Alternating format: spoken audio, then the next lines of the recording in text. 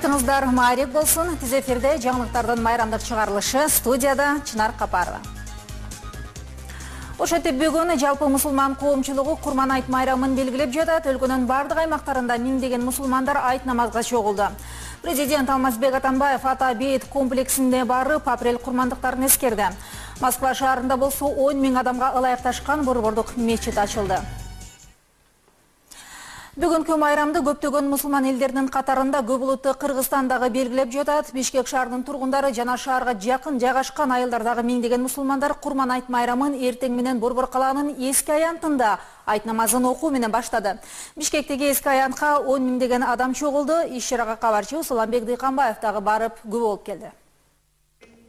Ыйык күндү белгилөөгө келген адамдар эски аянтка батпай, айланасындагы көчөлөргө чейин жетти. Мусулман баласында саналуу гана майрам белгиленет. Алардын негизгилери Ороз айт менен Курман айт. А бирок бул күндөр калгандарынан айырмаланып, мусулмандар үчүн өтө ыйык болуп саналат. Анткени мусулманмын деп эсептеген жарандар майрамга чейин тазаланып, ниетин оңдоп, ар кандай муктаж болгон адамдарга кайрымдуулук кылуу парызын аткарат. Ал эми айт деген сөз өзү араб тилинде майрам деген маанини туюндурат.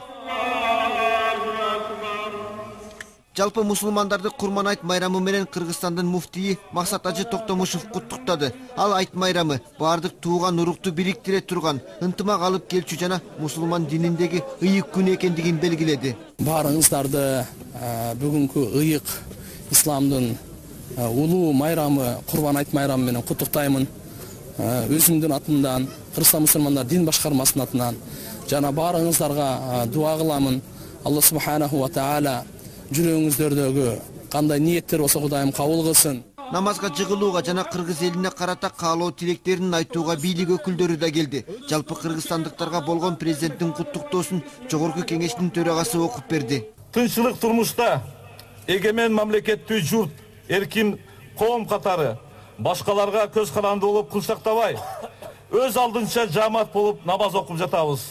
Мамлекеттүүлүк Алла Тааланын кыргызстандыктарга берген зор дөөлөтү. Бул чоң неемат. Ушул дөөлөтүбүздү сактап, өркүндөтүп, өнүккөн мамлекет куруу биздин бардыгыбыздын негизги максатыбыз, милдетибиз. Курман айт ажылык сапар аяктаганда мусулман календары боюнча 12 айдын 10 күнүндө белгиленчү майрам. Кезектеги Курман айт 24 сентябрга туш келгендиктен бул күнү өкмөт тарабынан дем алыш деп жарыяланган. Ибадат аяктагандан кийин эски аянтка келген миңдеген жаран Курман айт майрамын белгилөө үчүн тарашты. Эли журтубузду чакырып кететилер, ушулар айтыбыз кулук болсун, байрек болсун деп айтып кететилер. Айт майрамыңыздар менен чын жүрөктөн куттуктайм баардыгыңыздарды бүгүн. Кыргызстандын бардык bir tuğan Müslümanların kutluktayım. Elbise tuşluk olsun, bekbillik ornosun, daima şu bakvatçılık olsun. En birinci şu bölülü jarılı bol olsun. Суламбек Дыйканбаев, Нуркамил Асанов, Коомдук биринчи канал. Ал эми президент Алмазбек Атамбаев бүгүн Шу облусунун Аламүдөн районундагы Арашан айылынын мечитинде Курман айттагы майрамдык айт намазга катышты.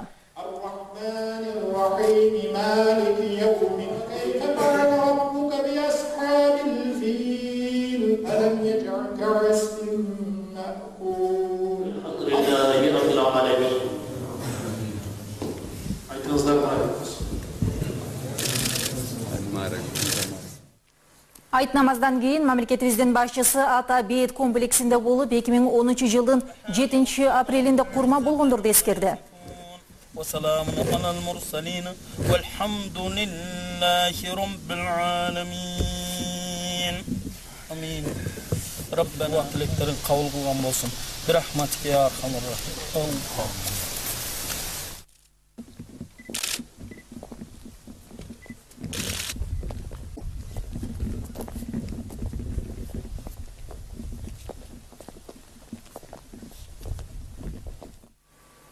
Мусулмандардын ыйык Курман айт майрамы Жалал-Абад шаарында дагы көпчүлүктүн катышуусунда өткөрүлдү.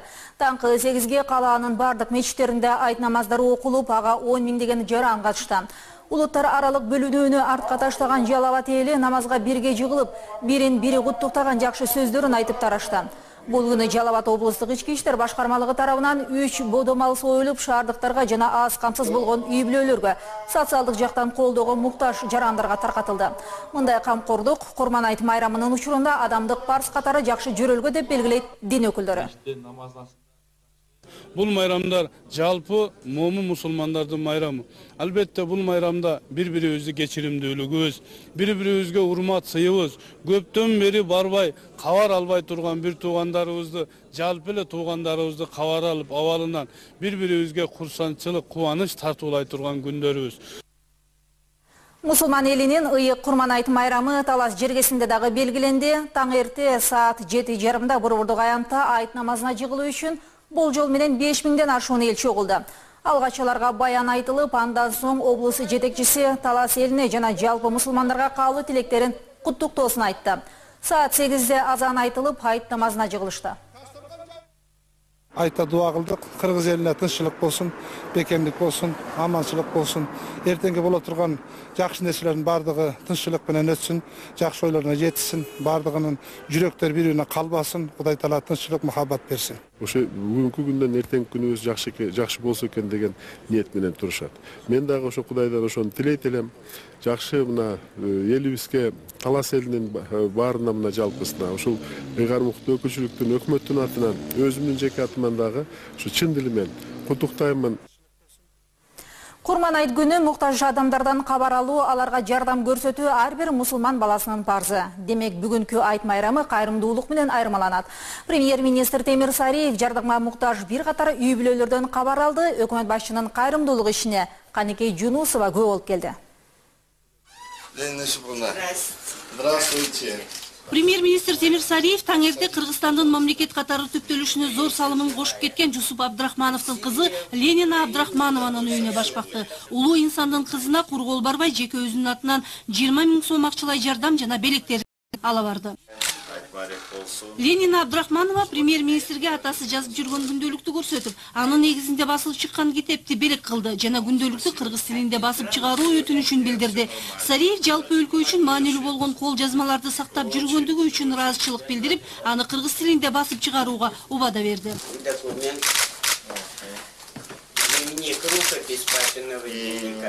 Бул ысык көлдө 14 жаштагы мүмкүнчүлүгү чектелген кызды куткарып, өзү чөгүп кеткен Памир Исмаевдин үй бүлөсү. 29 жаштагы Исмаевдин артында жашы жетелек 4 баласы жана кош бойлуу жубайы калган. Чийдей балдары менен жалгыз калган жаш энеге өкмөт тарабынан бөлүнгөн 100 000 сомду жана өзүнүн атынан дагы 10 000 сом менен бирге азык-түлүк баштыгын тапшырды. Ошондой эле кышка даярдануу үчүн келе жаткан аптада өзүнүн жеке кирешесинен дагы 100 000 сом берип жиберерин айтты. Ар бир адам бара бербейт, арты кайрылуу болсун, иманы саламат болсун, ошо бейиштен орун алсын, анан балдар аман болсун. Бишкек шаарынын тургуну Аманжан Шүкүров өзү жубайы жана кызы майып. Өкмөт башчы бул адамды социалдык колдоого муктаж адамдардын тизмесинен таап, Кудайдын улуу күнүндө кайрымдуулук катары жардам бергиси келген. Маектешкен учурда Шүкүров акыбалын түшүндүрүп, жашап жаткан үйүн оңдогонго өкмөттөн жардам берүүнү өтүндү. Темир Сариев Шүкүровго жардам катары 20 000 сомду акчалай берип, буга кошумча азык-түлүк баштыгын тапшырды. Андан тышкары үйүн кышка камдап, оңдоого кеткен чыгымдарын жеке өзүнүн чөнтөгүнөн төлөп берерин убадалады. Ошондой эле жергиликтүү бийлик органдарына бул үй бүлөнү камкордукка алып, керектүү жардамды учурунда берип, кабарлашып турууну тапшырды.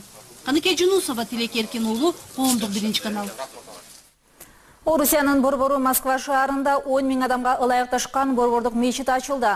Бул салтанаттуу иш-чарага Орусиянын президенти Владимир Путин, Түркия президенти Реджеп Тайип Эрдоган, Палестинанын президенти Махмуд Аббас, Орусия муфтийлер кеңешинин төрагасы Равель Гайнутдин менен жогорку кеңештин төрагасы Асылбек Жээнбеков, Кыргызстан мусулмандарынын Азирети муфтии жана башка бийик даражалуу меймандар катышты.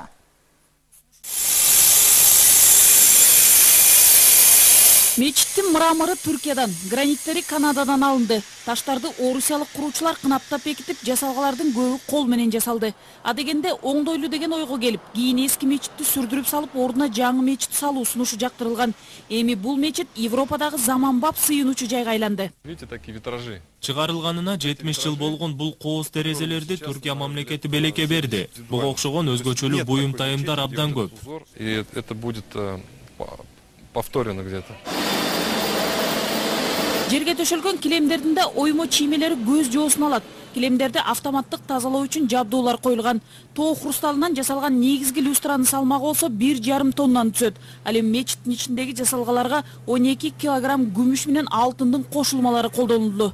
С одной стороны, его много используют, но с другой стороны... Жасалгалоодо алтын, күмүш колдонулганы менен бул мечит өзгөчөлүү деп бөлүп тургандай болгон жок. Бардыгы тавит менен жасалды.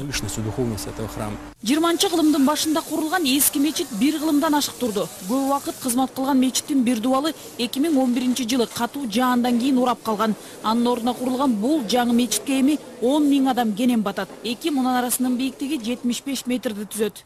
Аллаху акбар. Куруучулар тарыхый эски мечиттин бир капталын эстелик катары сактап калышты. Анда азыр Орусиянын муфтийлер кеңеши жайгашкан. Нургүл Жумабекова, Тилек Эркин уулу, Коомдук 1-канал. Мына ушул ири мечиттин ачылыш аземине барган Жогорку кеңештин төрагасы Асылбек Жээнбеков Орусиянын мусулмандар дин башкармалыгынын жана муфтийлер кеңешинин төрагасы муфти Шейх Равил Гайнуддин менен жолугушту.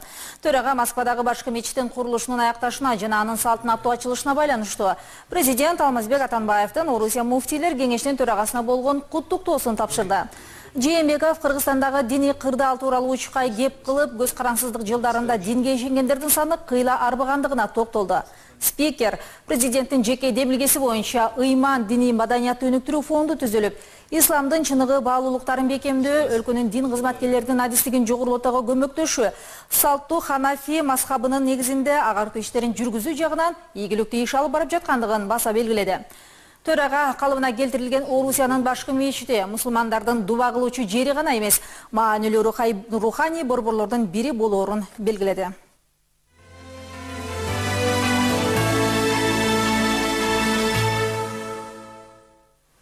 Өлкө аймагында Өнүгүү Прогресс партиясынын шайлоочулары менен жолугушуулары уланууда. Аравандыктар Бакыт Төрөбаевдин программасын угуп, толук колдой тургандыктарын билдиришти. Жергиликтүү эл буга чейин эле Бакыт Төрөбаевди жөнөкөй жана таза саясатчы, талыкпас эмгектин артынан ийгиликке жетишкен инсан катары жакындан таанышат. Миңдеген элдин батасын алган партиянын Араванга болгон сапары кийинки материалда.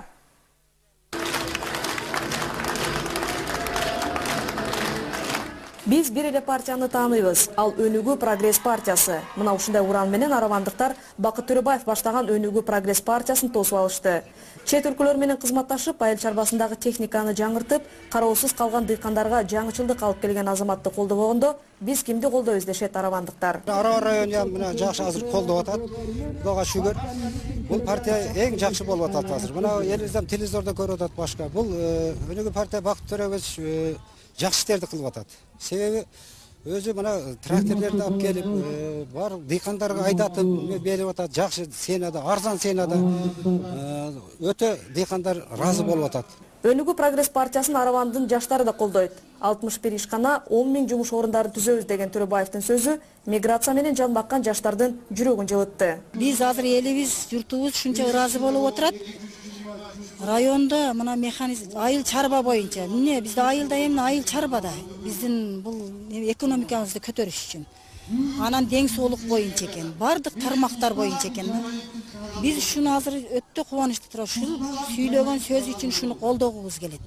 Бакыт Төрөбаев ак эмгек менен көтөрүлүп элге таанылган. Жараткандан берилген жаратмандык жөндөмдүүлүгүнө калайык баа берип, анын чыныгы иштерман экендигине ынанып турат. Мен жаратманмын. Мен өндүрүштөрдү куруп эле келдим. Мен 95-жылы эгерде 3 миллион салык төлөгөн болсом, мен кол астында 30 адам иштеген болсо, мен 2007-жылы жумушту тапшырып атканда бир тууганыма кол астымда 1000ден ашык адам иштеп калган. Бир жылда 200 миллион салык төлөп калган бир жылда, урматтуу агайын туугандар.